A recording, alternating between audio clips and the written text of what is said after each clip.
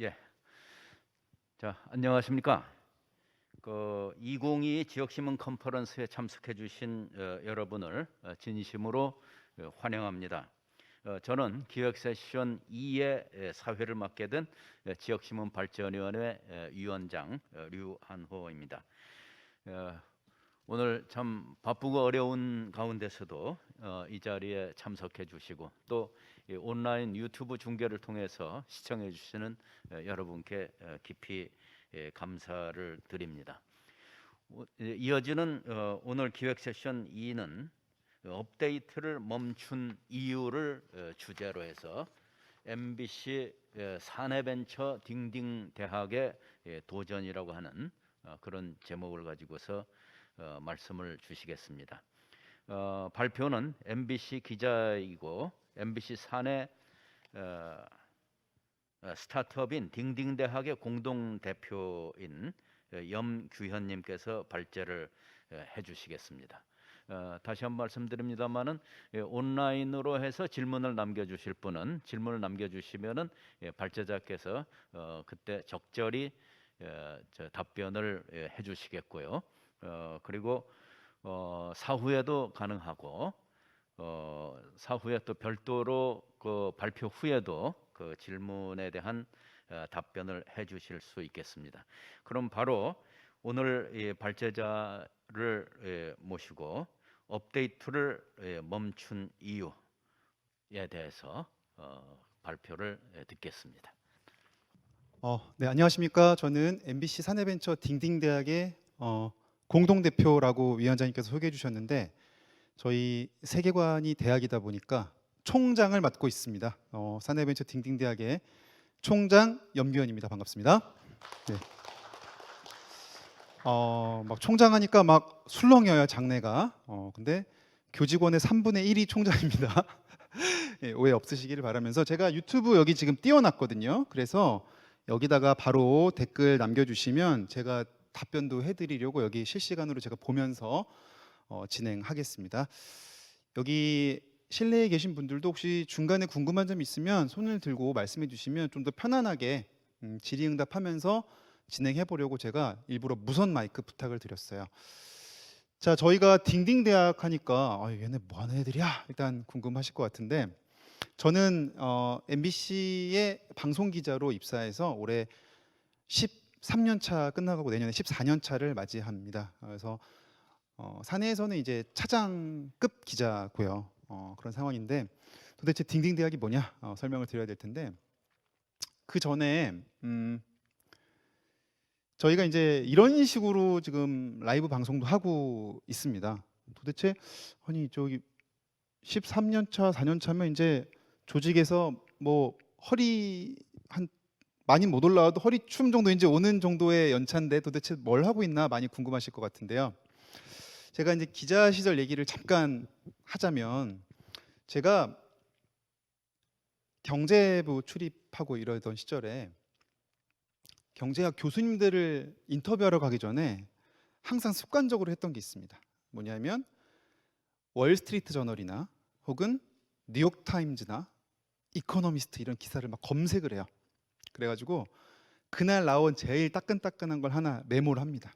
그래서 교수님이랑 인터뷰하다가 교수님 오늘 뭐 채권 금리가 올랐는데 어떻습니까? 막 인터뷰하다가 제가 물어봐요. 아니 오늘 이코노미스트에 이런 거 났던데 이건 어떻게 보세요? 그러면은 교수님들 반응이 어떠시냐면 그런 게 났어요? 뭐라고 났어요? 이렇게 물어보십니다. 제가 뭐 외신 기사를 꼼꼼하게 보고 부지런한 기자다 자랑하려고 드린 말씀이 아니고요. 왠지 전문가랑 인터뷰를 하면 제가 할 말이 너무 없는 거예요. 당연히 저보다 훨씬 많이 하시는 분들이니까 제가 어떻게 보면 약간 기싸움 비슷한 거죠. 그러면은 요런 것도 있지롱, 요런 건 모르셨죠? 라면서 은근히 취재원과 그 기싸움을 벌이려고 했던 거죠. 어떻게 보면 약간 치기 어린 행동일 수도 있는데 그러면서 제가 묘한 그 긴장 관계를 이어가면서 인터뷰를 이끌어냈던 기억이 있어요. 제가 근데 이렇게 인터뷰 전에 외신을 뒤졌던 데는 그만한 이유가 있습니다. 세상에는 세 종류의 사람이 있거든요. 기자 입장에서는 네, 세 종류의 사람이 있는데 첫째는 나보다 모르는 사람, 둘째는 나만큼 아는 사람, 그다음에 셋째는 나보다 많이 하는 사람, 이렇게 나눌 수 있겠죠. 근데 나보다 모르는 사람은 너무 쉽죠. 그냥 예를 들면 뭐 신입생, 대학 신입생이라고 쳤을 때 제가 선배면 야, 화장실 이쪽에 하나 더 있다만 말해줘도 신입생들은 고마워하죠. 나보다 모르니까 단순한 정보만 알려줘도 너무 고마워합니다. 근데 이제 동급생들한테는 뭔가 통찰력을 제공해야 돼요. 그러니까 예를 들면은 야, 거기 오후 2시에 가면은 서비스 나온다? 분식집에서? 이러면은 그런 게 있었어? 그러니까 사실은 나만큼 아는 사람한테 뭔가 정보 가치가 있는 걸 주려면 한 발짝 더 나가야 되는 거고요. 근데 문제는 이제 나보다 많이 아는 사람입니다. 나보다 많이 아는 사람은 저보다 통찰력도 있죠. 대표적으로 아까 그 교수님, 저보다 전문 지식도 많아. 그러면 제가 그분에게는 줄 수 있는 게 없는 거죠. 그때 제가 가진 마지막 무기 업데이트였습니다. 그래서 교수님 너무 바쁘잖아요. 다 볼 수가 없잖아요. 그러니까 월스트리트전을 제가 보는 거예요. 방금 나온 기사. 그럼 사실 교수님도 몰라 그건. 그럼 가가지고 교수님 이런 거 아세요? 했을 때 염 기자 그런 게 있어요? 뭐라고 나왔길래 그래요? 그럼 제가 설명해주면 굉장히 만족감을 느끼죠. 그래서 저는 계속 업데이트와의 사투를 벌이면서 지난 10여 년의 기자 생활을 보냈던 것 같아요. 근데 돌이켜보면 뉴스라는 게 본질이 결국 업데이트죠. 오늘 날씨도 업데이트죠. 오늘 아침 기온이 쌀쌀해졌습니다. 사람들이 귀 기울여 듣죠. 이거는 교수님이 됐건 누가 됐건 업데이트 앞엔 장사가 없습니다. 그래서 단독 보도가 힘이 있죠. MBC만 보도합니다 이러면 사람들이 귀 기울여 듣는 게 도대체 뭐길래 저래, 이런 게 있기 때문에. 그런 와중에 딩딩대학은 이제 렉처널리즘 콘텐츠를 표방하고 있습니다. 제가 왜 그런지 잠시 후에 설명을 드리자면, 도대체 렉처널리즘이 뭐냐 말씀을 드리면, 렉처가 영어로 강의라는 뜻이죠. 거기에 저널리즘을 붙인 말인데요. 사실 저널리즘 측면에서만 봤을 때 MBC의 디지털 전략 굉장히 성공적으로 안착하고 있습니다. 일단 MBC 뉴스의 유튜브가요 6월 한 달에 조회수가 3억 5천만 뷰를 찍었고요, 9월 달에는 5억 8천만 뷰를 찍고 세계 6위 채널이 됐어요. MBC가 이제 라이브 방송을 또 많이 하고 그러면서 시청자한테 일방적으로 뉴스를 전달하는 데 그치지 않고 거기에서 실시간 소통. 제가 그럼 이 시점에서 한번 댓글을 보겠습니다. 예. 노루최님께서 경산신문 최현진입니다. 도입부터 재밌네요 하셨었거든요. 이렇게 막 댓글을 읽어줬어요 뉴스에서. 그랬더니 막 사람들이 와서 관심도 보이고 굉장히 반응을 많이 하면서 뉴스가 굉장히 잘 됐습니다. 보시면은 타 방송사 대비 지난해 조회수를 봐도 무려 24억 9천만 뷰. 다른 지상파 방송사 대비 2배 가까운, KBS 대비는 3배 가까운 실적을 거두고 있어요. 그러면은 많은 분들이 부러워합니다. 그러니까 디지털 그쪽 분야의 분들은 아니 도대체 MBC는 뭘 어떻게 하길래 저렇게 조회수가 많이 나와요? 제가 말한 게 하나가 있는 거죠. 라이브를 좀 강화했던 거. 여러 가지 이유가 있을 겁니다. 실제로 구독자도 빠르게 늘고 있습니다. 지금 MBC 구독자가 271만 명인데 이거 제가 캡처했을 때가 271만 명이고 지금 280만 넘었을걸요 그 사이에. 그러니까 이게 한번 선순환에 들어가니까 눈덩이처럼 점점 불어나는 거죠. 그러면은 야 이거 뭐 라이브도 잘하고 구독자도 많이 늘면 수입도 많지 않겠습니까? 당연히. 그러면은 아무 걱정이 없을 것 같은데 그렇진 않습니다. 자, 이게 제가 이제 딩딩대학 콘텐츠를 하는 장면인데요. 잠깐 넣어봤고요. 홍보 차원에서. 자, 제가 퀴즈를 하나 내보겠습니다. 저 맨 뒤에 앉으신 서포터즈 분들께 여쭤볼게요. 아까 저 옆에 앉았던 우리 이제 여성 서포터즈 분께 여쭤보겠습니다. 이 두 뉴스의 공통점을 한번 맞춰주시면 감사하겠습니다. 뭘까요? 큰 소리로. 자, 이거 뉴욕 증시 큰 폭 하락. 지코가 전하는 오늘의 날씨. 마이크 왔습니다. 예. 손발이 척척 맞아요 지금. 네.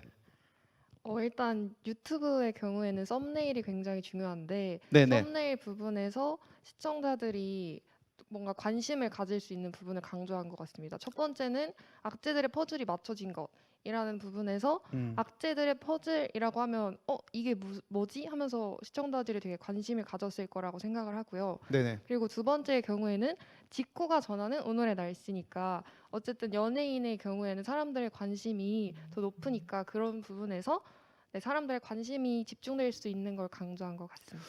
자, 그러면 혹시 댓글에도 답을 남겨주셨는지 제가 보겠습니다. 지금 보니까 아직은 댓글이 없네요. 자, 과연 뭘까요, 이거? 위원장님 혹시 한번 조심스럽게 예측해 보실 수 있겠습니까? 정답은 아니었어요. 참고적으로 서포터즈 분들 말씀도 일리 있는 말씀인데 정답은 아니었습니다. 자, 우리 위원장님 지금 눈가가 지금 파르르 떨리고 지금 많이 긴장하셨습니다. 아니 이거 사실은 그럼요. 이거 사실 답이 많죠. 뭐 여러 가지 앵글이 있는데 다만 제가 가져온 의도와는 다르다는 거예요.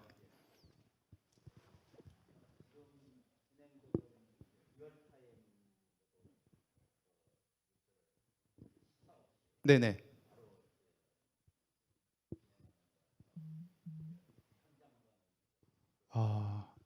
거의 80점입니다. 박수 한번 부탁드릴게요. 제가 출제 의도를 정확히 맞추셨어요. 자, 뉴욕 증시 밤사이 막 폭락하고 이러면 너무 궁금하죠. 자고 일어나서 눌러봐요. 아까 제가 말한 그 뉴욕 타임즈 기사랑 똑같아요. 교수님 아침에 이거 보셨어요? 그럼 사람들이 궁금해. 날씨도 마찬가지죠. 이건 굉장히 업데이트가 핵심인 기사들을 제가 모아온 거죠. 사실 이걸로 장사를 해야 라이브도 막 잘 되고 막 댓글도 달리고 댓글 아직도 안 달렸나요? 네, 아직도 안 달리고 있어요. 댓글 좀 많이 남겨주십시오.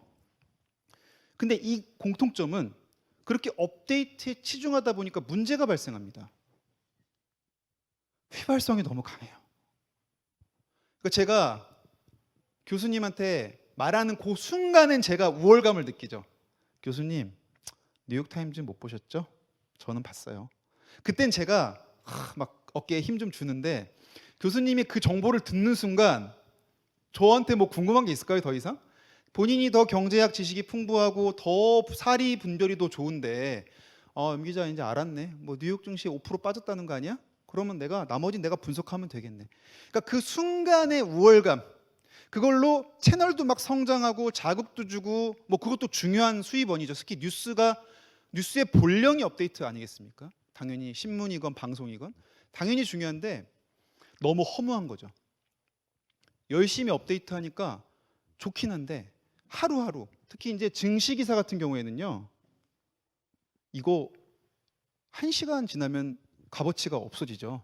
그리고 날씨는 뭐 하루가 지나면 그냥 오늘도 이제 날씨 별로 안 궁금하죠. 이제 나와 보니까 쌀쌀하네 이러면 끝이란 말이죠.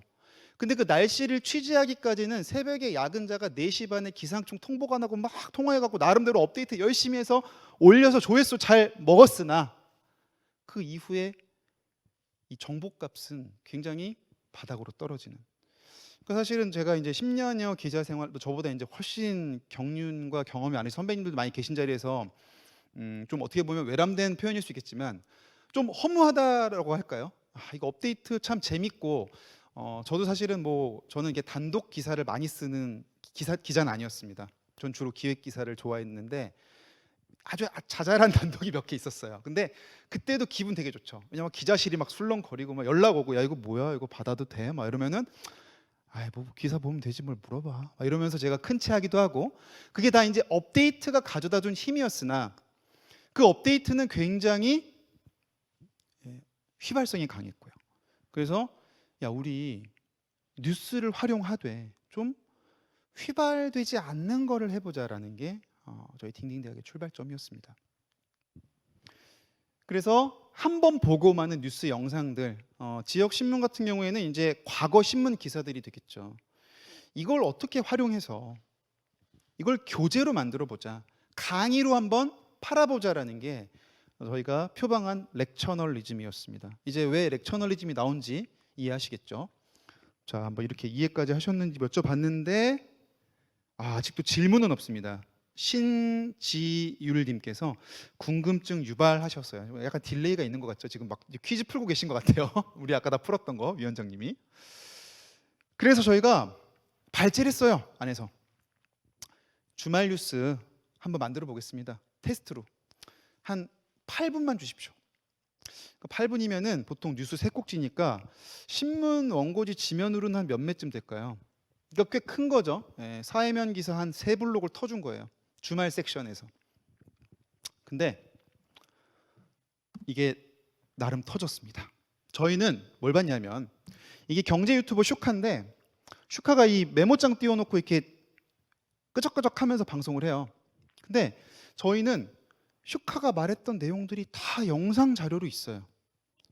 그 교수님 만나러 갈 때 다 인터뷰하고 촬영하고 우유가 모르면은 농가 가서 인터뷰하고 다 자료들을 다 갖고 있어요. 그러면은 아니 왜 슈카처럼 할 게 뭐가 있어? 우리가 직접 해보자. 그래서 이 하드에 널린 자료 화면들 그게 비단 뉴스뿐 아니라 MBC는 종합 방송사니까 뭐 일반 지역 언론과는 당연히 이제 성격의 차이는 있겠지만 기존에 가진 우리의 자산들, 촬영 자산, 취재 자산, 여러 프로그램 자산을 교재로 활용해 보자. 저희가 이렇게 실험을 하게 됐고요. 이 실험을 한 게 2011년 초입니다. 그래서 나온 게 바로 거리의 경제라는 프로그램인데 제가 이거는 이제 PD를 맡아서 제작을 했습니다. 한번 보겠습니다. 짧게 볼게요. 그 자료가 어떤 건지. 경제와의 거리를 좁히다 거리의 경제입니다. 자, 지금 보시는 게 바로 1980년대 일본의 모습입니다. 일본의 한 버블 도시는 경제를 무려 보여주는 150개의 주택, 상점, 음식점을 사들인 데 이어서 하와이의 불개미라는 별명까지 붙었습니다. 우리나라 상품이라도 조금 외국 냄새가 나게 되면 비싸 보이고 더 좋아한다 이거예요. 예능 프로그램에서 가져왔죠. 자, 지금 보면은 어때요? 이게 그 당시에는 사실은 하루 지나면 뉴스에서 소비되고 그냥 남대문 시장 상위 인터뷰로 그냥 끝났던 건데 이게 세월이 지나서 어떤 이 수출 규제 문제랄지 경제학 교과서에 나오던 과거의 고도성장기 모습 혹은 일본의 버블 경제가 꺼지는 모습들 그거 다 저희가 도쿄 특파원들이 일일이 다 인터뷰에서 나왔던 자기 자산들인데 그때 딱 보고 아 그냥 인터뷰 나갔구나 하고 그냥 버려뒀던 거를 교재로 저희가 좀 부활시켜 본 겁니다. 근데 그냥 하진 않았고요. 눈높이를 확 낮췄습니다. 한번 볼게요. 어떻게 낮췄는지를 좀 보여드리겠습니다. 이렇게 물가는 오르는데 경기 침체에 빠진 경우 물가 상승을 뜻하는 인플레이션과 침체를 의미하는 스태그네이션을 합쳐 스태그플레이션이라고 하는데요.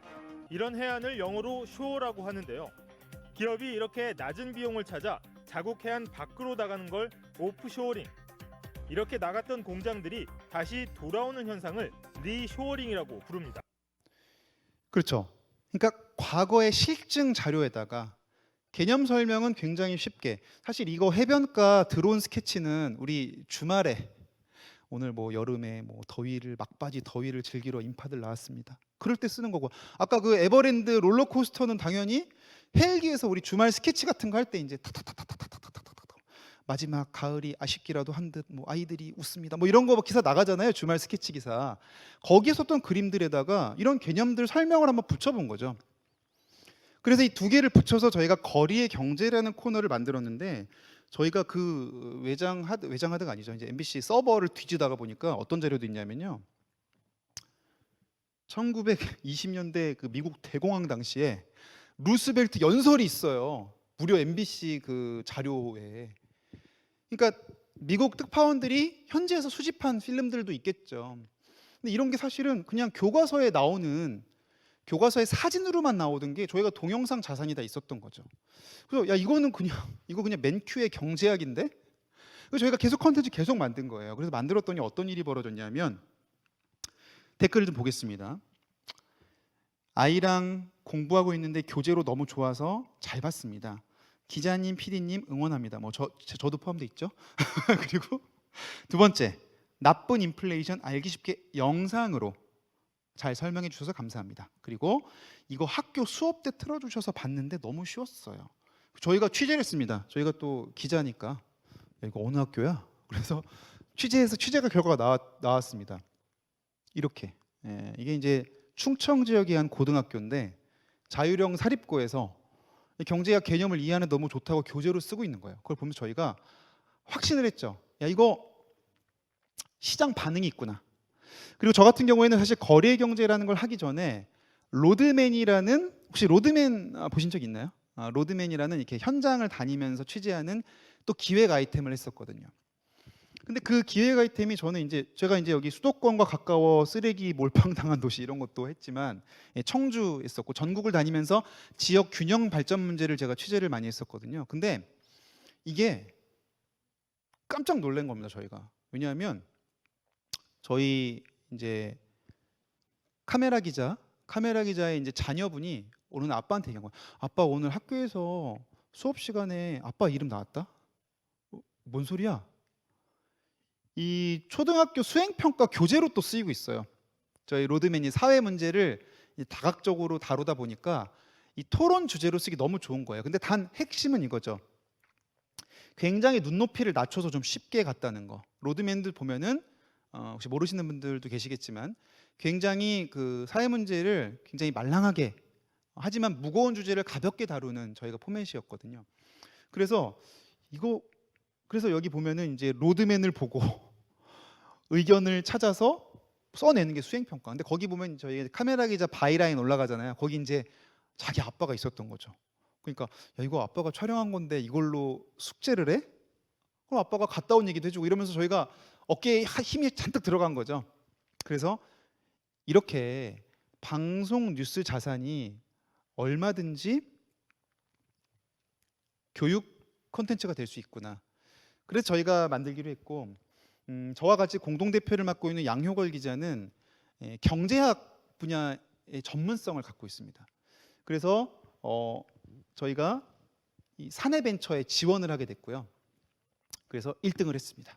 그래서 올해 3억 원의 초기 투자 자금을 지원받아서 우리 아카이브의 자산들을 교재로 캐내는 채널을 만들고 있고요.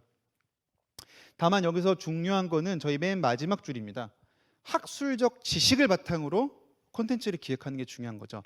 쉽게 말해서 아무리 쉽게 만들더라도 경제학 교수님이 봤을 때 엉망인의 소리가 나오면 안 되기 때문에 논문이나 혹은 KDI 한국은행 보고서랄지 어떤 학술적 근거를 가지고 그러니까 뼈대 있는 영상, 그래야지 공신력을 얻어서 교재로 쓰지 않겠어요? 그래서 저희가 직접 공부를 또 열심히 했고요. 특히 양효걸 총장이죠. 컨셉 총장은 영국에서 경제사 석사를 하고 지금도 박사과정 경제학과 박사과정에 재학 중입니다. 저 같은 경우에도 이제 국제법 석사 과정을 마치고 지금 학회에도 가입해서 논문도 열심히 보고 있고요. 그래서 사실은 그 언어가 보면은 이 저 하늘 위에 전문가들의 언어가 흐르고 있거든요. 보고서 같은 걸 보면. 그리고 이 밑에는 대중들의 언어가 흐르고 있습니다. 물론 그 언어에 뭐 위계가 있는 건 아니에요. 근데 언어가 분명히 달라요.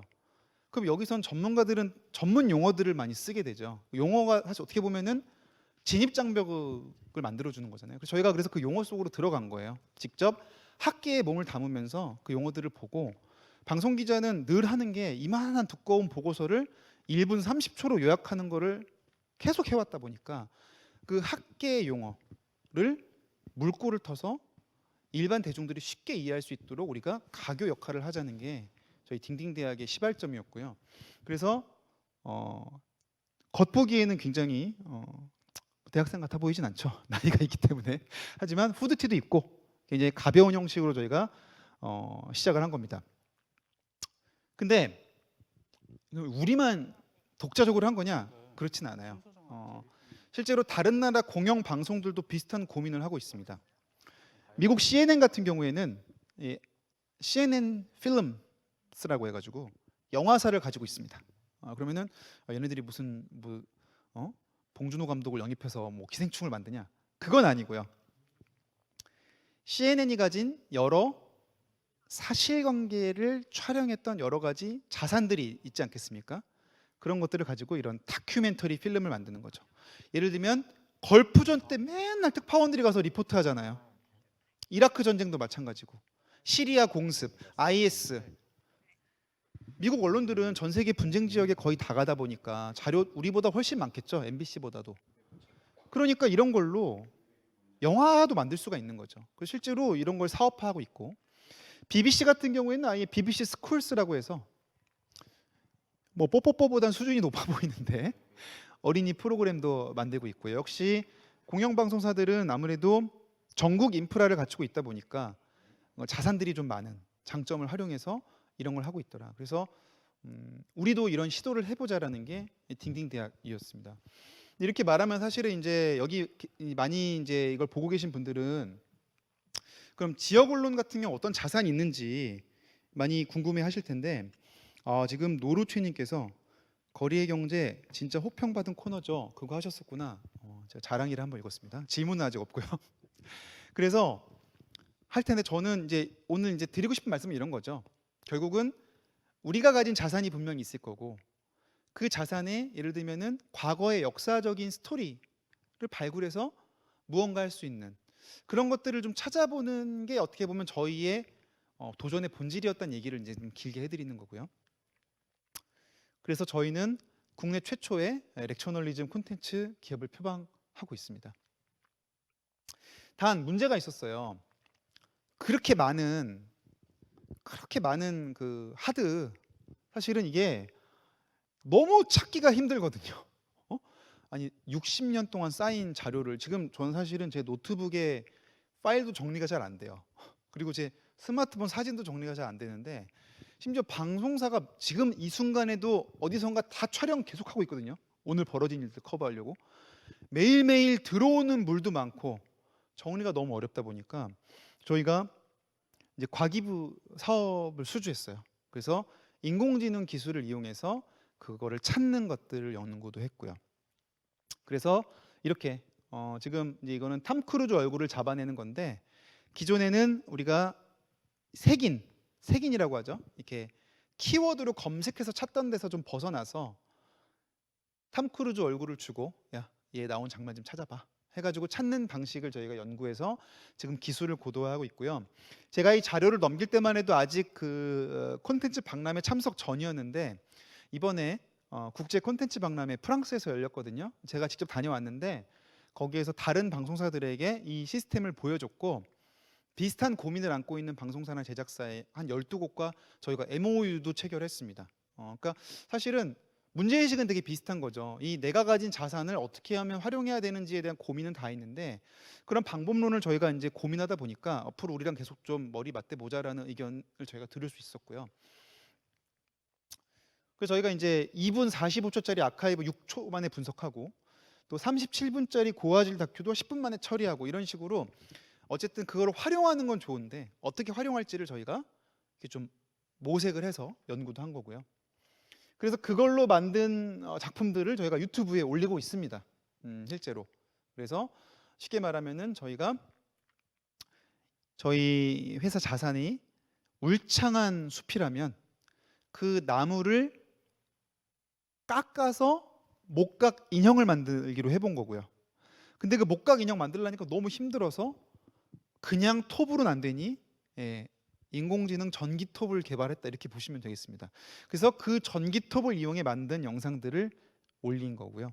실제로 저희가 이렇게 푸틴을 검색해서 만든 영상도 있고 한번 아직 딩딩대학 채널을 안 보셨다면 한번 들어가서 한번 보시는 것도 좋을 것 같고요. 지금 질문이 들어와서 제가 질문 잠깐 읽어드리고 이어가겠습니다. 사랑 랑이의 사생활님께서 광주일보 이보람입니다. 방송본을 교재화하는 과정에 가장 염두에 두고 진행한 점이 무엇일까요? 하셨는데 저희가 가장 염두에 두고 진행한 거는 일단 타깃층.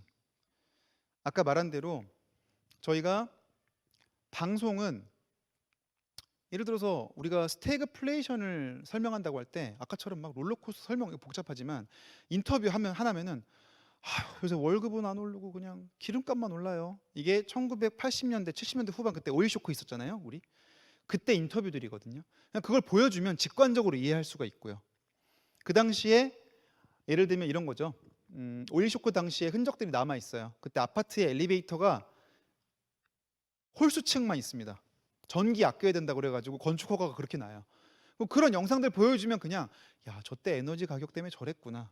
직관적으로 이해할 수가 있기 때문에 그런 자료들은 사실 교수님들은 별로 안 궁금하죠. 이미 다 알고 있는 내용이잖아요. 그래서 저희는 눈높이를 낮춰서 그래서 저희가 딩딩 대학이에요.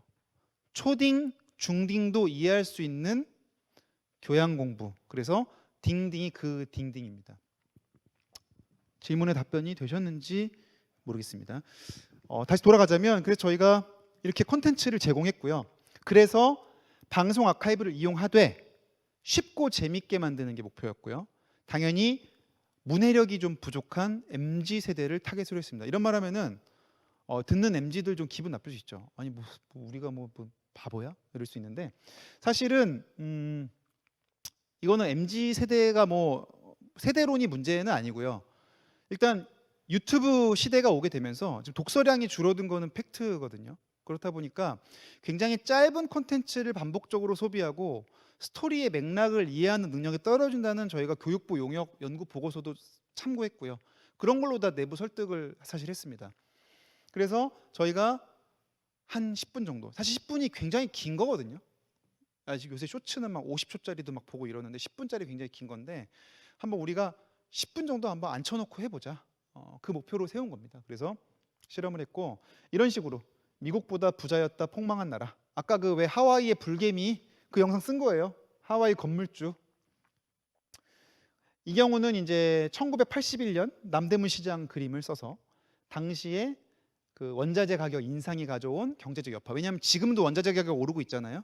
그래서 40년 만에 오게 될 스태그플레이션이 우리 사회에 미칠 영향을 과거에 비춰서 예측해보는 콘텐츠. 조회수 굉장히 많이 나왔습니다. 이거는 제가 이제 국제 담당이잖아요. 국제학과 제가 총장 겸 학과장 겸 입학처장 다 하고 있는데 이게 이제 러시아에서 맥도날드가 개장하던 날이에요. 이때 MBC 모스크바 특파원이 갔어요. 근데 이게 당시에 그때 이제 90년대니까 그때 이제 김영삼 정부 들어오기 직전이에요. 그때 미국이 걸프전을 통해서 세계의 패권적 지위를 누리면서 이른바 세계화 물결 막 렉서스와 올리브나무 책 유행하고 막 그런 시절입니다. 그때 야 미국의 맥도날드가 러시아에 들어가? 이거는 뉴스다 해갖고 보도했던 거예요. 근데 이번에 우크라이나 전쟁하면서 맥도날드가 철수했죠. 그러니까 냉전 시기를 설명할 때 이 당시에는 사실 그냥 흥미성 뉴스였어요. 물론 이제 역사적 의미가 있었죠. 모스크바 특파원이 오늘 우리 맥도날드가 모스크바에 개장했습니다. 미국의 제품이 들어옵니다. 이제 뭐 화해 무드가 오는 걸까요? 막 이러고 이제 폼 잡고 끝나요 뉴스는. 근데 그렇게 소비됐던 게 지금 30년 뒤에 다시 교재로도 쓰일 수 있는 거고, 이러고 나서 1년 뒤에 우리나라 압구정동에 맥도날드가 개장합니다. 1호점이. 그거는 또 우리 기자가 나갔어요. 압구정동에 맥도날드가 문을 열었습니다. 그러면서 미국 햄버거 들어온다고 막 그게 뉴스였던 시절이 있죠. 그런 걸 보여주면서 세계화의 역사를 보여주고, 근데 지금 그 세계화가 저무는 상황, 그걸 하나의 교재로 또 만든 거죠. 그래서 이거 홍보 아닙니다. 여기 딩딩 국제에 들어가시면은 이것도 있고, 당시 압구정동에 맥도날드 문 열 때 사람들이 먹는 모습도 다 보실 수가 있어요. 저희가 이런 식으로 만들어서 유튜브 채널을 꾸린 겁니다. 지금 7개월 동안 대략 260개의 클립이라고 했는데 지금 그 사이에 400개가 넘어갔습니다. 저희가 척척척척 찍어내고 있어요. 열심히 찍어내고 있고, 그래서 구독자는 저희가 한 250일 만에 2만 명 정도. 물론 이제 100만 채널이나 무슨 예능이나 먹방 채널 이런 거에 비해서는 속도가 느리다고 볼 수도 있어요. 한 8개월 만에 2만 명. 근데 저희는 지식 교양 분야, 어떻게 보면은 딱딱한 공부 컨텐츠를 그것도 10분 동안 앉혀놓고 봐야 되는 컨텐츠에서는 유튜브 전체 평균으로 봤을 때는 한 3배 정도 속도. 뭐 저희가 저희 입으로 느리다고 할 수는 없으니까 유리한 자료를 갖다 붙인 걸 수도 있겠지만 나름 저희는 빠른 성장세를 보이고 있다. 그 성장세를 알 수 있는 게 뭐냐면, 제가 이 사진 캡처한 게 13,000명이죠. 그새 2만 명이 돼서 제가 텍스트만 바꾼 거예요. 그러니까 그만큼 빨리 변하고 있다. 그래서 소기의 성과를 거두고 있는데, 문제가 또 벌어집니다. 처음에는 그냥 교재만 만들려고 했는데 강연이 엄청 들어왔어요. 근데 강연 보면은 주로 고등학생들, 그 다음에 삼성 라이온즈 야구 선수들, 그 다음에 인재개발원, 그 다음에 대한민국 중앙정부 부처, 공통점이 있어요. 공통점이. 물어봤어요. 아니 고등학교는 이해가 가. 왜? 우리 딩딩 대학이니까. 초딩, 중딩도 이해하게끔 쉽게 만드니까 당연히 고딩들이 반응 오는 건 오케이. 그다음에 야구 선수들 같은 경우에도 아무래도 시사 문제나 현안에 대해서는 운동을 더 비중 있게 하시다 보니까 좀 뒤처질 수 있잖아요, 당연히. 프로 야구 선수들은 훈련이나 운동에 매진하니까. 그러니까 좀 보완해달라. 오케이인데 아니 그럼 대한민국 정부는 뭐 도대체 뭐가 부족해서 왜 우리한테 강연해달라고 하실까 여쭤봤더니 특정 분야의 전문성을 갖고 막 우리 이제 터널 비전이라고 하잖아요. 터널 비전. 그러니까 뭐냐면 터널 하나를 깊게 파면 그 분야의 전문가는 될 수 있는데 깊게 파다가 뒤를 돌아보면 작은 점만 보이는 거죠. 바깥 세상은. 그러니까 내가 어느 한 분야의 전문가가 됐다는 건 그 분야를 제외한 나머지 분야에는 전문성이 떨어지고 있는 걸 수도 있다라는 게 이제 흔히 터널 비전이라고 우리가 이제 이야기하는데 그런 얘기를 하시더라고요. 그러니까 각 정부 부처의 전문가들은 개별적으로 자기 전문성을 가지고 이제 구멍을 파고 있지만 지금 세상의 다양한 모습들은 좀 가볍게 쫙 다뤄주는 게 좋다는 거죠. 그러니까 어떻게 보면 시장이 우리가 의도했던 초딩, 중딩은 아닌데도 그 윗선, 고딩, 그다음에 뭐 대학교도 있습니다. 저희 한양대학교랑도 한 학기 수업 같이 했었고요. 이런 식으로 강연 수업들이 굉장히 많아졌다. 그래서 어떻게 보면 이것도 일종의 부가가치를 낸 거겠죠. 기존에는 우리가 활용하지 못했던 자산이 동영상 교재로 부활하고 그 교재를 바탕으로 강연까지 나가는. 그럼 이제 문제가 생기죠. 야, 이게 이제 야구 선수들, 그다음에 한양대학교, 그리고 이게 이제 충남 아산의 삼성고 1000명 정도 놓고 또 강의를 했습니다, 저희가. 근데 왜 이렇게 강연이 많이 들어올지 그럴 만한 이유가 있습니다. 일단은 아까 말한 대로 문해력의 위기. 그러니까 어떻게 보면은 저희가 세웠던 가설이 저희는 이제 어느 정도 검증됐다고 느끼고는 있어요. 왜냐하면 실제로 심심한 사과 이거 기억하시죠? 이거 심심한 사과 했더니 야 사과하는데 뭐 장난하냐? 심심해? 막 이런 댓글들이 막 달리고 그것도 막 또 야 이것도 모른다고 또 막 조롱하고 막 세대 갈등도 벌어지고 이보다 좀 앞서서는 사흘 사흘이 과연 3days냐 4days냐 가지고 막 논쟁이 벌어지고 숫자 4냐 아니냐. 그다음에 무운 참사 기억하시죠? 이준석 대표가 전 대표죠. 이제 이준석 전 대표가 무운을 빈다 그랬더니 없을 무자로 알고 이런 것들. 그 사실은 이런 설문이 있는 거고요. 결국은 쉽게 설명하는데 어느 정도 시장이 있었다. 근데 쉽게 설명하기 위해서는 이 동영상 같은 시청각 자료가 특히 지금 같은 비주얼 세대, 책이나 텍스트보다는 영상을 선호하는 세대에게 좀 더 소구력이 있다. 저희가 어느 정도 확인했고 실제로 지식 콘텐츠 시장도 이렇게 빠르게 성장하고 있습니다. 특히 개인 콘텐츠 지출 같은 경우에는 코로나 이후에 급성장을 했어요. 코로나 이후에 비대면 문화도 발달하고 굳이 학원 안 가도 되겠네 부터 해서 이렇게 시장이 좀 형성되면서 저희가 지식 채널에 대한 가능성 발견했던 거고요. 특히 이제 그럼 왜 지식 채널들이 그래서 많아졌어요? 실제로 저희만 하는 게 아니에요. 이렇게 범람하고 있는데 저희가 이제 여러 종류별로 좀 분류를 해봤는데 보면은 이건 이제 대학에서 운영하는 겁니다. K무크는 교수님들이 또 러너스는 연세대학교가 하는 건데 아무래도 난이도는 좀 높겠죠. 교수님들이 하시니까. 그리고 대신에 좀 실라버스는 굉장히 체계적일 겁니다.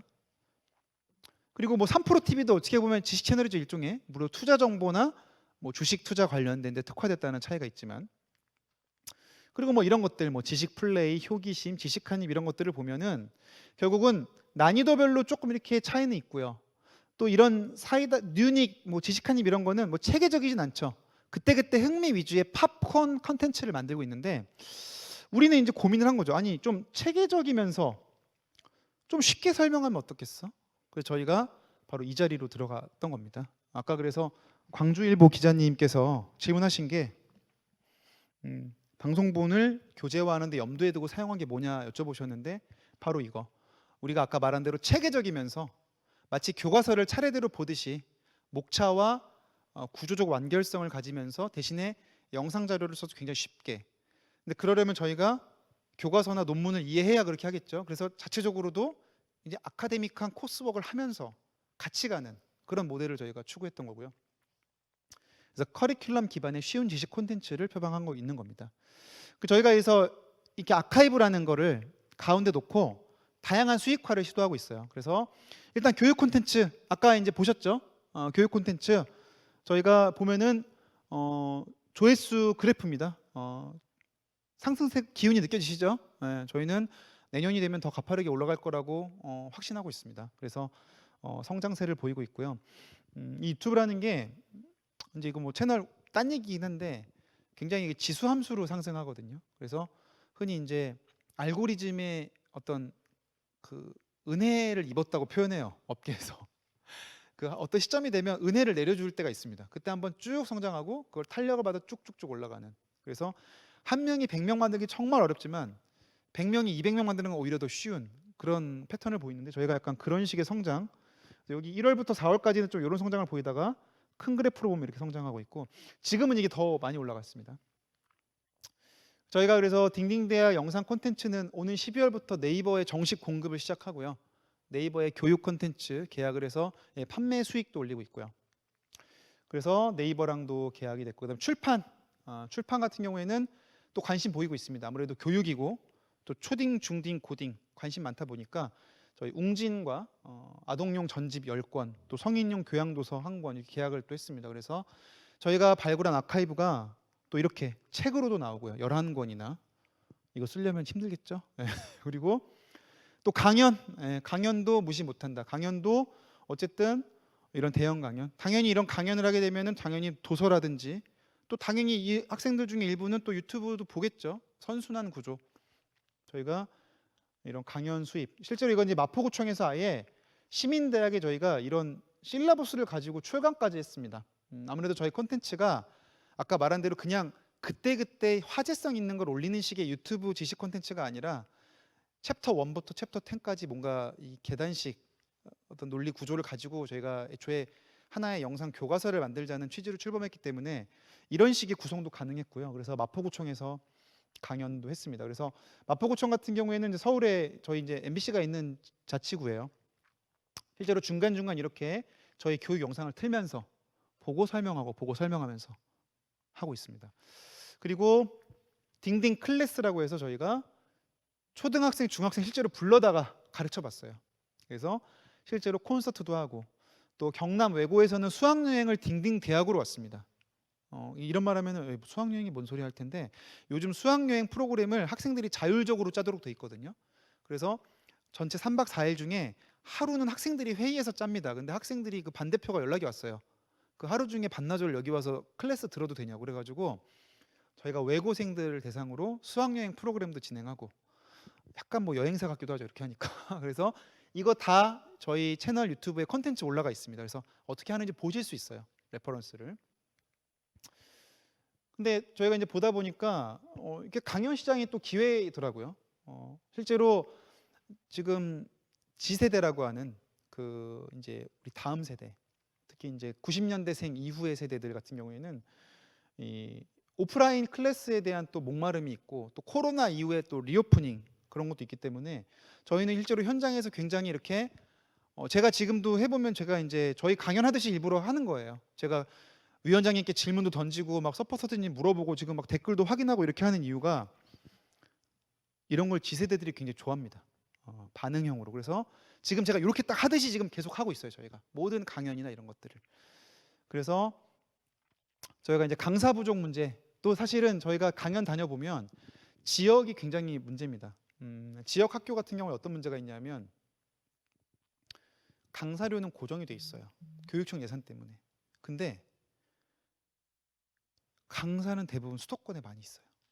좀 이렇게 뭐 이런 말하면 제가 제 얘기가 아니라 이거는 이제 선생님 얘기예요. 선생님들 얘기. 그러니까 어떤 분야의 강사를 모시려고 하면 주로 수도권 지역에 일정이 많아. 그러면은 왕복 KTX 한 8만 원. 오다 가다 시간은 한 6시간인데 강사비는 똑같아요. 그러니까 사실은 강사 수급이 너무 어려운 거예요. 그래갖고 저희가 이런 문제를 또 발견해서 강의를 좀 표준화해보면 어떨까 그래서 저희가 이런 실험도 하고 있습니다. 강연 큐시트라고 해서 이게 저희가 이제 충남에서 강연했던 건데 강연 목차죠. 근데 보면은 이 빨간색으로 칠한 부분은 저희 콘텐츠입니다. 그래서 중간중간에 이걸 틀어줘요. 그래서 저희 채널에 있는 영상들, 뭐 다른 강연도 마찬가지입니다. 그래서 이렇게 했더니 어떤 장점이 있냐면 이 큐시트를 들고 가면은 강사가 바뀌어도 강의 소화가 돼요. 왜냐하면 저희가 일종의 강연계의 맥도날드처럼 메뉴를 표준화한 거죠. 기본적으로 기둥이 될 만한 컨텐츠들을 아카이브에서 잘 발굴해서 박아놓고 중간중간 연결하는 것만 해주면 되니까. 아직 실험하고 있습니다. 그래서 한번 해봤어요. 똑같은 거를 두 군데서 해봤는데 아무 문제가 없었습니다. 당연히 동영상 틀고 하니까, 그렇죠? 이거는 이제 서울 잠실역에서 했던 건데 역시 마찬가지로 이렇게 저희가 다 만든 영상들을 또 재활용해서 강연에 또 쓸 수 있는 이런 표준화 작업도 가능하다는 거죠. 그리고 저희는 이제 나아가서는 이 영상 자료 판매까지, 예를 들어서 국사 선생님들이나 우리 강의를 틀 게 아니라 자기 강의록에 필요한 장면을 저희가 찾아줄 수도 있겠죠. 그렇죠? 저희가 다 만들 수 없으니까 이런 것들. 저희가 이렇게 논문이나 보고서에 있는 내용들을 쫙 잘라가지고 일종의 매대에 진열하는 프로젝트도 하고 있습니다. 사가시라고. 아직 사간 사람은 없습니다. 혹시 관심 있는 분들 있으시면. 그리고 스토리 판매. 사실 스토리 판매는 이미 한겨레 신문에서 이미 실험을 했죠. 한겨레에서 과거의 사건 기사들을 가지고 거기서 디테일을 발굴해서 영화 시나리오로 재판매하는. 왜냐하면 묘사가 들어가 있기 때문에.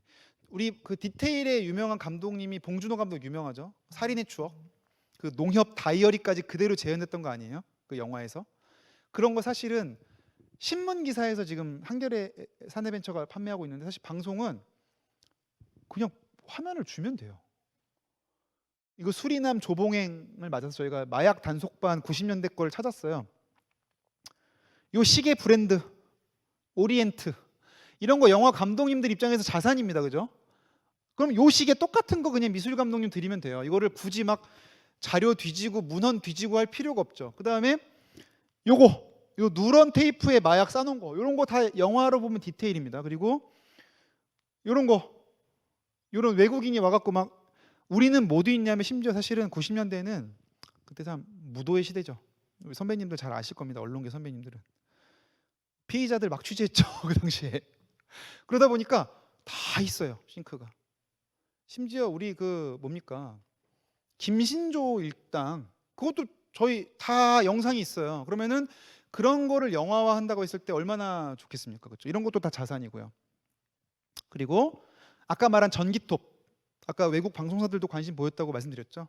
이 전기톱 또한 저희가 이 아카이브를 발굴하다가 나온 부가 수익이고, 그래서 저희는 이거 해외 수요 조사를 저희가 했는데, 수요 조사에서 어쨌든 세기의 성과를 거뒀다고 말씀을 드렸고, 결과적으로 말씀을 드리자면은 이 아카이브는 이제 결국은 우리가 말하자고 하는 건 우리가 가진 기존 자산입니다. 기존에 잘 안 쓰던 자산. 근데 이 자산을 한번 캐보자라는 취지로 일단 시작을 했더니, 저희도 사실은 이게 이렇게까지 벌어질 거라고 예측하고 했던 건 아니에요. 저희 처음 시작은 그냥 거리의 경제 해보자, 우리 업데이트 한번 멈추고 한번 오래가는 컨텐츠 해보자, 딱 그거였어요. 근데 그렇게 업데이트를 멈추고 우리 뒤를 돌아봤더니 새로운 기회들이 굉장히 많이 보이더라는 거고요. 물론 저희 같은 이제 어떻게 보면 저희도 종편이죠. 종합 편성 방송국이죠. 지상파 종편 방 채널이죠. 지상파 종편 같은 경우에는 워낙 다양한 자료들이, 영상 자료가 많기 때문에 좀 더 기회 요인이 많았을 수도 있습니다. 하지만 저희가 이제 오늘 이제 지역 언론 컨퍼런스에서 기획 세션 요청을 받고 드리고 싶었던 말씀은, 지역 언론사들도 예를 들어서 관광 자원을 개발하는 데 기여할 수도 있고요. 관광 자원의 스토리텔링 같은 것들이 지역의 스케치 기사에 녹아 있을 수 있잖아요. 이거는 제가 이제 서울시 지자체 출입하던 시절의 얘기인데, 강남구청에서 보면은 근데 관광과에서 어떤 프로젝트를 했냐면 스토리 발굴 프로젝트를 했었거든요. 그게 뭐냐면은 굉장히 재밌습니다. 그냥 압구정 현대 아파트에 하나 있어요. 거기에 팻말을 딱 붙여놔. 뭐라고 붙어있냐면 뭐 동방신기 윤호가 콘서트를 마치고 뭐 음료수를 마신 곳, 뭐 이런 거야. 그다음에 떡볶이집은 뭐 정우성과 이정재가 뭐 하고 나서 허기져서 잠깐 들렀던 곳. 사실은 그 강남 지역 식당들에 연예인들이 많이 오잖아요. 거기 기획사가 있거든요. SM 엔터테인먼트가 있어요. 그러니까 공무원들이 막 취재를 한 거야. 그래가지고 막 그렇게 붙여놓으니까 사람들이 재밌어서 막 가. 여기는 뭐 한대요? 그러면 여기 뭐 제가 이제 막 이건 지원해서 해볼게요. 여기 뭐 블랙핑크가 콘서트 마치고 가는데 물이 없어갖고 생수 한 병 산대야. 근데 그런 게 관광 상품도 되는 거죠. 근데 그런 게 사실은 그 당시 강남구청에서는 한 공무원의 아이디어로 실무자들이 발로 뛴 거지겠지만은 저는 예를 들어 그게 뭐 똑같진 않을지라도 지역은 역사성이 있고 사실은 강남구는 역사가 없으니까 지금 연예 기획사를 물고 이제 K-팝 거리를 만들면서 한 거라면 어찌 보면 지역 언론들은 조선 시대부터 역사도 있잖아요. 예를 들어서 저기 제천인가요? 단양인가요? 단양이군요. 도담 삼봉은 정도전부터 오는 거 아니겠습니까? 사실은 삼봉 정도전부터. 그러면은 그런 유구한 어떤 취재 기록들을 잘 만들어서 하나의 또 스토리 컨텐츠가 될 수도 있고. 그러니까 결국은 그런 기회를 발굴하는 게 어떤가. 저희는 그런 말씀을 드려보고 싶었고요. 저희 같은 경우에는 일단 유튜브 채널로 시작을 해서 출판, 커머스, 그다음에 아까 말씀드린 대로 강연, 그리고 나아가서는 이제 강연 기획, 그리고 어떤 이런 플랫폼까지 저희가 한번 해보려고 해요. 물론 아직은 갈 길은 멉니다. 그래서 나중에는 이제 복합 문화공간까지 만들어서 딩딩 대학이 진짜 대학이 되는 거죠. 그래서 뭐 이런 폐교 같은 걸 인수해서 거기에 뭐 딩딩 카페도 만들고 거기 와서 강연도 듣고 좀 이렇게 할 수 있는 곳까지 만들면 어떨까? 저희는 그런 꿈도 꾸고 있습니다. 물론 딩딩 대학의 도전은 사실은 이제 뭐랄까요? 시작에 불과하고 저희가 이제 12월 말에 투자 심사를 앞두고 있어요. 앞으로 이거를 지속할지 말지를 결정을 받습니다. 그래서 저희도 기로에 서 있는데 아무튼 저희가 비록 실험이 실패로 끝나더라도 제가 아직 진행 중이지만 어쨌든 결론을 말씀드리자면 이렇게 그 하나의 단초가 굉장한 많은 기회를 만들어내더라. 그래서 도담 삼봉을 취재하다 보면 언제 뭘 할지 모르겠다라는 생각을 제가 했거든요. 그래서 오늘 제가 준비한 순서 여기까지고요. 그래서 경청해 주신 분들 정말 진심으로 감사드리고 이것으로 저의 세션 발표를 마치도록 하겠습니다. 여러분 감사합니다. 네, 그래서 지금 유튜브 댓글을 보면 신지열님께서 업데이트를 멈춘 게 아니고 업그레이드를 하셨군요. 불확실성에 대한 두려움을 새로운 콘텐츠 창출해 주셨는데 정확히 봐주셔서 감사하고요. 근데 아직 업그레이드라고 하기에는 아직 그 비용을 상쇄할 만큼의 이익은 못 내고 있습니다. 저희 도전은 계속되고 있고요. 그리고 노루최님께서 사내벤처라고 하셨는데 강연이나 네이버로 수익 생기면 MBC랑 나눠 가지나요? 여쭤봐도 되나요? 하셨는데 당연히 MBC에 귀속이 됩니다. 저희 아직은 MBC 사내 TF거든요. 근데 이제 저희가 분사해서 굴러가겠다 싶을 때는 MBC가 저희한테 지분 투자를 하게 되고요. 그럼 당연히 대주주로서 MBC가 배당을 가져가는 형태로 이제 투자 협정을 맺어야 돼요. 그걸 이제 연말에 앞두고 있는 겁니다. 근데 이거는 MBC만 하는 특수한 건 아니고요. 대기업이든 지금 다른 언론사도 사내벤처 제도 운영하는 데가 있거든요. 여타의 언론사들이 그냥 표준적으로 하는 방식을 따르고 있습니다. 네, 일단은 이 정도 제가 설명드리고 혹시 여기 장내에 계신 분들 중에 질문 있으시다면 제가 질의응답 좀 진행하고 마무리하도록 하겠습니다.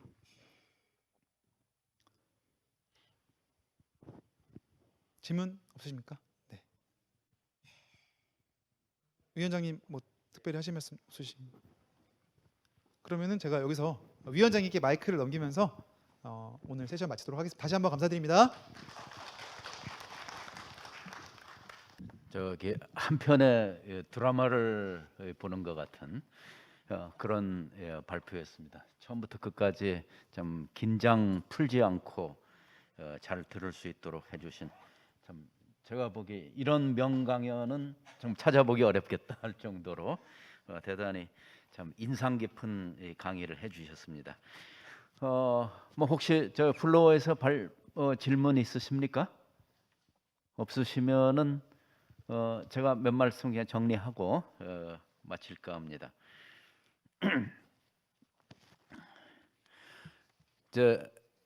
우리가 지금 디지털 시대를 눈앞에 두고 있고 지금 빠른 속도로 전환을 해야 되는데 우리 앞 세션에서는 이 코로나19로 해서 우리한테 앞당겨져 온 디지털 전환 압력에 대해서 그 이제 어떻게 대응할 건가, 그 환경 상황 여기에 대해서 말씀을 들었고, 지금 이번 우리 두 번째 세션은 이 디지털 시대에 어떻게 이 디지털 시대를 좀 더 적극적으로 대응하고 이것을 헤쳐나갈까, 이 방법론을 찾아보는 그런 내용이었던 것 같습니다. 그래서 이제 크게 봐서 지금 말씀해주신 MBC의 그 사내 벤처 기업인 딩딩대학에서 하고 있는 이제 주요한 사업은 뭐냐면은 지금 아카이브에 사장돼 있는 콘텐츠들을 어떻게 이것을 겉으로 끌어올려서 이걸 가지고 실질적으로 이용 가능한, 그러면서도 상당히 수준 높은, 그러면서 쉽고 또 디지털 시대의 짧은 콘텐츠에 대한 수요를 충족시킬 수 있는 그런 새로운 콘텐츠의 형식을 만들어내는 것, 그걸 시도했고, 그리고 그에 기반해서 다양한 이제 융합의 어떤 모습들을 만들어내면서 지금 그야말로 지금 벤처 항해를 하고 계신 것 같습니다. 이와 같은 이 벤처의 실험이 아마 어드벤처입니다. 이게 딩딩 어드벤처인데, 딩딩 어드벤처가 정말 성공의 길을 잘 달려갈 수 있기를 바라고, 우리 또 지역 신문에서는 지역 신문들이 갖고 있는 엄청나게 많은 콘텐츠들 있습니다. 물론 뭐 MBC만큼 많지는 않을지 몰라도 엄청나게 많은 콘텐츠들이 있는데, 그 콘텐츠들이 지금 재활용되지 않고 재활용률이 매우 낮은 상황으로 제가 알고 있고, 이것들을 어떻게 하면은 재활용 가능한 콘텐츠로 만들고 재활용을 위한 다양한 방법들을 모색하고 하는 것, 이게 바로 이제 앞으로 우리가 디지털 시대로 전환해 나가는 데 있어서 지역 신문들이 콘텐츠 기업으로서 자리매김을 해 나가는데 굉장히 중요한 인사이트를, 그 통찰력을 제공해 줄 수 있는 거로 봅니다. 지금 각 사에서도 지금 잠자고 있는 콘텐츠들을 다시 되살려내서 이것을 각 신문사의 이 미래와 연결시키는 그런 작업들을 좀 충실히 할 수 있으면은 오늘 특별한 강연의 성과가 또 그런 식으로 또 나타날 수도 있겠습니다. 그래서 이제 그 마지막에 말씀해 주신 부분이 이제 콘텐츠들의 분리된 콘텐츠들에 머물지 않고 이것을 플랫폼으로 만들어 나가겠다는 그 원대한 비전, 이 비전이 MBC 딩딩대학에서 좀 선도적으로 모습을 보여주고, 그런 것들을 또 보고 배우면서 우리 지역 신문의 디지털 전환의 길이 좀 더 충실하게, 그리고 실패하지 않고 성공적으로 나갈 수 있도록 하면은 좋겠습니다. 이 컨퍼런스를 위해서 참 발표해 주신 MBC의 사내 벤처기업 딩딩대학의 염규현 총장님께 감사드립니다. 그리고 온라인 생중계를 통해서 또 참여해 주신 여러분들, 그리고 이 자리에서 이 강연을 처음부터 끝까지 지켜봐 주신 여러분께 깊이 감사를 드리면서 2022년 지역신문 컨퍼런스 기획 세션 2를 모두 마치겠습니다. 지금까지 지역신문 발전위원회 위원장 류한호였습니다. 감사합니다.